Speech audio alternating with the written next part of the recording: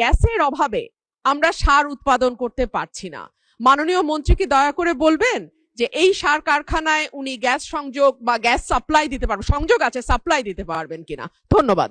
মাননীয় স্পিকার, মাননীয় মন্ত্রীর ভাষ্য অনুযায়ী আমাদের বাড়ি ঘরে এখন আর কোনো গ্যাসের সংযোগ দেয়া হবে না, বা যেই সংযোগগুলো আছে সেখানেও কিন্তু মাননীয় মন্ত্রী গ্যাস পাওয়া যায় না। কিন্তু আজকে আপনার কাছে আমার প্রশ্ন, ব্রাহ্মণবাড়িয়ার আশুগঞ্জে একটা সার কারখানা আছে মাননীয় স্পিকার, এবং সেই সার কারখানাটি জিয়া ফার্টিলাইজার কারখানা নামেই পরিচিত। সেখানে গ্যাসের অভাবে আমরা সার উৎপাদন করতে পারছি না। মাননীয় মন্ত্রী কি দয়া করে বলবেন যে এই সার কারখানায় উনি গ্যাস সংযোগ বা গ্যাস সাপ্লাই দিতে পারবেন, সংযোগ আছে সাপ্লাই দিতে পারবেন কিনা? ধন্যবাদ। মাননীয় মন্ত্রী।